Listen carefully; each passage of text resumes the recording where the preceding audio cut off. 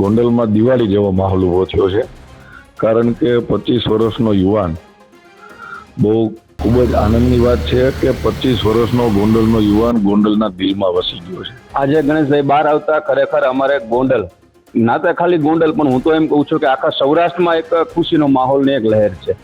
જો ગણેશભાઈ આજ બહાર આવી રહ્યા છે જેલમાંથી 120 દિવસ બાદ હરેક ગામ ગોંડલ તાલુકાના 82 ગામમાં ગામોગામ એના સન્માન અને સ્વાગત માટેની તૈયારી કરી છે કે ગણેશભાઈ આજ ગોંડલમાં આવે, કાલ મારા ગામ આવે, એવી રીતે એને હરેક ગામમાં પ્રવાસ કરવો પડશે. છેલ્લા કેટલાક મહિનાઓથી ગુજરાતભરમાં જે ચર્ચાઓ હતી તેનો આજે અંત આવ્યો છે ને આખરે ગોંડલના ગણેશ જાડેજાને જામીન મળી ચૂક્યા છે ને થોડી જ વારમાં તેઓ ગોંડલ પણ પહોંચી રહ્યા છે ને આપણે તેમના કાર્યાલય ખાતે પહોંચ્યા છીએ. તેમના સમર્થકો પણ એકઠા થવાની શરૂઆત છે તે થઈ ચૂકી છે ને થોડીક વારમાં ગણેશ જાડેજા છે તેમનું સ્વાગત છે તે કરવામાં આવનાર છે. આપણે તેમના સમર્થકો છે તેમની સાથે વાત કરશું. શું કહેશો, આખરે ગણેશભાઈ જેલમુક્ત થયા છે અને હવે ગોંડલ થોડી વારમાં આવવાના છે? અમે તો એટલું કહેવા માંગી છીએ કે ખરેખર સત્યનો વિજય થયો છે. ગણેશભાઈ બધાના દિલમાં છે અને લોકો બધા સમૂહ ભેગો થાય છે અને સ્વાગતની તૈયારીમાં બધા બેઠા છે અને ખુશીનો માહોલ છે. ગણેશભાઈના ખૂબ નજીક અને ભાજપના જિલ્લા પ્રમુખ અલ્પેશભાઈ આપણી સાથે છે. અલ્પેશભાઈ, છેલ્લા કેટલાક સમયથી જે ચર્ચાઓ ચાલી રહી હતી, આખરે આજે ગણેશભાઈ બહાર આવી ગયા છે અને હવે ગોંડલ પણ આવી રહ્યા છે.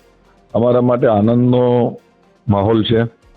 ગોંડલમાં દિવાળી જેવો માહોલ ઉભો થયો છે, કારણ કે 25 વર્ષનો યુવાન બહુ ખૂબ જ આનંદની વાત છે કે 25 વર્ષનો ગોંડલનો યુવાન ગોંડલના દિલમાં વસી ગયો છે. અને જે રીતે એને ગોંડલમાં આ કાંઈ એક દિવસમાં નથી થતું, આ તો બહારના બધે ઉપાડ્યું હતું ગોંડલમાં આમ થાય ને તેમ થાય.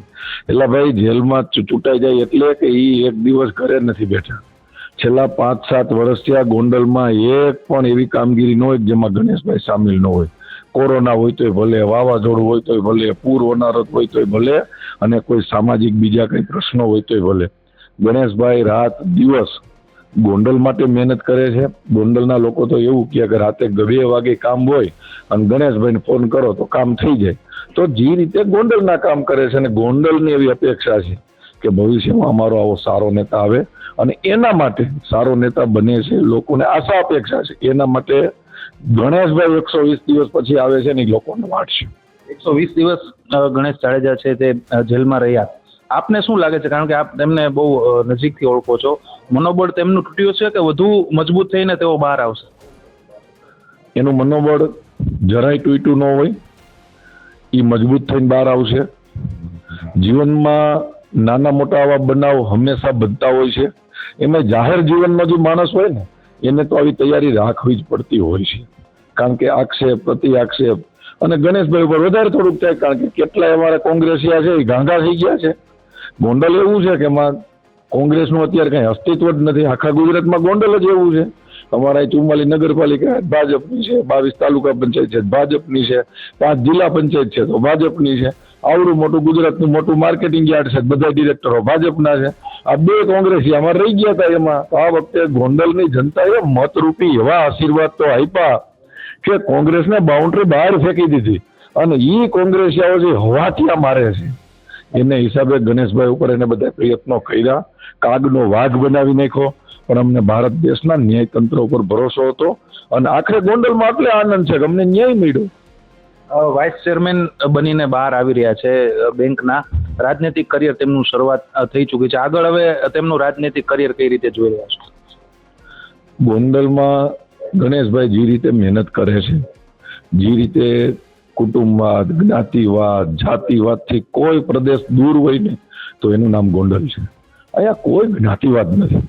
અને એને હિસાબે જે રીતે ગણેશભાઈ અહીંયા મહેનત કરે છે, જે રીતે લોકો હારે હળી મળી ગયા છે, તો લોકોએ નાગરિક બેંકમાં ચૂંટણી હતી, ગણેશભાઈ તો જેલમાં હતા, તોય ઐતિહાસિક મત આપ્યા અને ગણેશભાઈને વિજય બનાવ્યા અને ગણેશભાઈ વાઇસ ચેરમેન પણ બન્યા.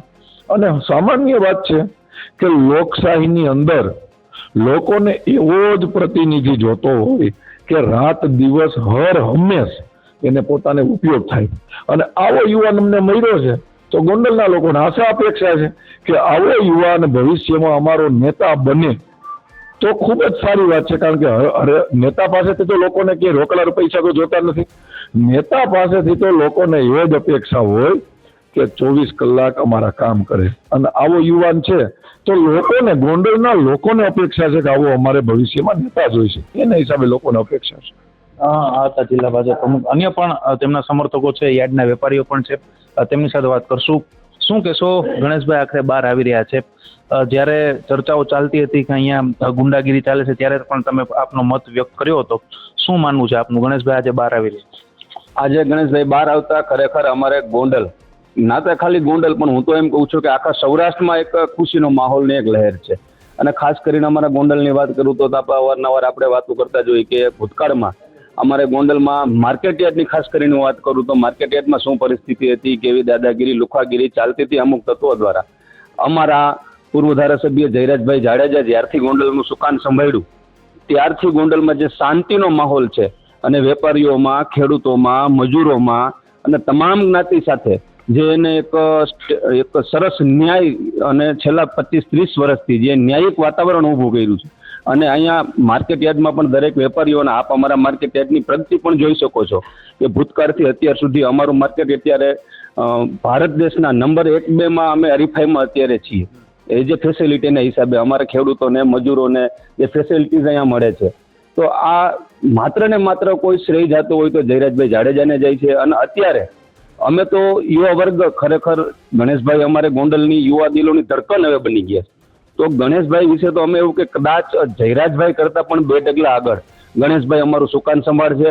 અને અમે વેપારી યુનિયન, વેપારી તમામ આનાથી અમે આગળ અમારા જીવનમાં, અમારા વ્યવસાયમાં ગણેશભાઈ અને જયરાજભાઈના ઓઠ નીચે પ્રગતિ કરશું એવું ખાસ અમારે માનવાનું છે. અને ગણેશભાઈ વિશે તો આપણે જેટલું બોલીએ એટલું કમ છે. આ તાલુકાના નાના બાળકથી માંડી કદાચ 80-90 વર્ષના કોઈ વૃદ્ધને પણ તમે પૂછશો તો ગણેશભાઈનો ઓપિનિયન તમને જે મળે એ તમે લઈ લેજો. ક્યાંય નેગેટિવ ઓપિનિયન નહીં મળે. એનો નેચર, એનો બિહેવિયર, એનો સ્વભાવ.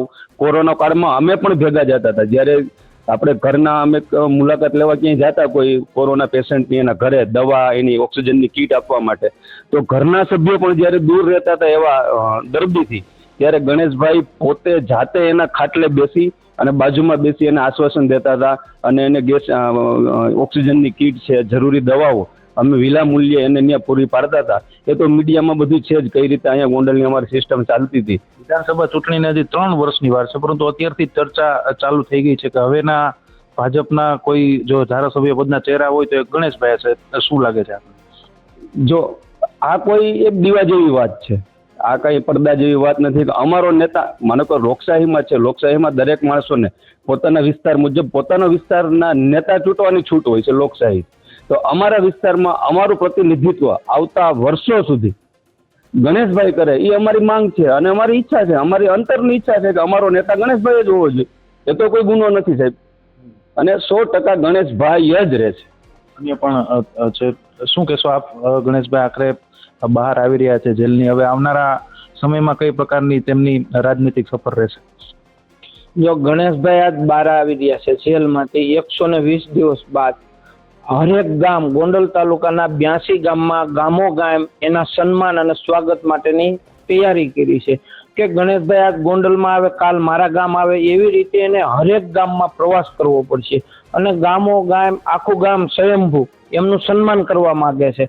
અને હરેક ગામમાં આ લોકોને આસ્થા હોય તો કોઈ માનતાઓ કરી છે, એના માટે કાલથી એ કામમાં ગામે ગામ લોકોએ માનતા કરી છે ગણેશભાઈ બહાર આવે માટે. ગામોગામ મંદિરે માતાજી, કોઈ હુરાપુરા હોય, એવી રીતે ગામોગામ ગણેશભાઈ માટે માનતાઓ કરેલી છે. અને હું તાલુકા ભાજપનો પ્રમુખ છું, એટલે લોકો મને ફોન કરીને કહેતા હોય કે ભાઈ ગણેશભાઈ આવે છે તો હવે મારી માનતા, આપણે ગણેશભાઈને જ્યારે સમય હોય, અનુકૂળતા હોય ત્યારે આપણે આ મંદિરે જવાનું છે, આ મંદિરે જવાનું.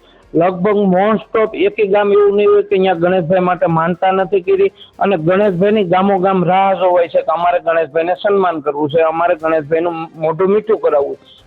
અને ગઈકાલે જ બાપુના બંગલે, ગણેશભાઈના નિવાસસ્થાને લોકોએ મોઢા મીઠા કરાવ્યા, ફટાકડા ફોડી અને એની ઉજવણી કાલે કરી દેવામાં આવી છે. અને લોકોના દિલમાં છે. અને ખાસ કરીને ગ્રામ્યમાં, જે કોરોના વખતે, ભાઈ મારી પહેલા યોગેશભાઈએ વાત કરી, પણ કોરોના વખતે જે ગણેશભાઈએ સેવા આપી છે, ગીતાબાઈએ સેવા આપી છે, સ્વયંભૂ ઘરના પૈસા એને વાપરી, જે તે વખતે લોકો માટે એને જે દવા અને કીટું, કે ઓક્સિજન હોય એ હું એનો સાક્ષી છું. ગણેશભાઈ સાથે જ હું ગામો ગામ જાતો એટલે ત્યારે ખૂબ લોકોના દિલમાં વહી ગયા. ત્યારથી ગણેશભાઈ આ ગોંડલની અંદર ગણેશ ગોંડલ કહેવાય ગયું. ગોંડલ ગણેશ નગર ગણેશ જાડેજા ગયે પણ કે હું હરેક વ્યક્તિ એમ કે ગણેશ ગોંડલ એટલે બધાને એ ટૂંકમાં નામ ગમી ગયું કે ગોંડલ છે ને ગણેશ છે ને એટલે છે જ્યારે ગમે એવી જરૂર પડે ત્યારે એને કોઈ દી કાંઈ જ્ઞાતિ કે એવું કઈ અહીંયા આ ગામ આ તાલુકાની અંદર એને એવું કઈ રાખ્યું નથી. ક્યાંય કાસ્ટનો છો એવું પૂછ્યું નથી.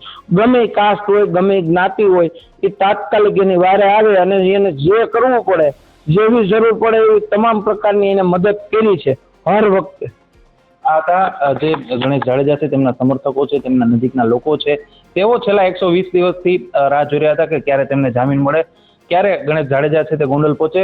જુનાગઢ જેલમાંથી તેઓ છૂટી ગયા છે, જામીન તેમને મળી ગયા છે અને થોડી જ વારમાં ગોંડલ છે તેઓ પહોંચી રહ્યા છે ને તેમના સ્વાગતની ભવ્ય તૈયારીઓ છે તે કરી લેવામાં આવી છે અને ગોંડલમાં તેમના જે સમર્થકો છે એમાં ખૂબ જ ખુશીનો માહોલ છે તે પણ જોવા મળી રહ્યો છે. રોનક મજીઠિયા, ગુજરાત તક, ગોંડલ.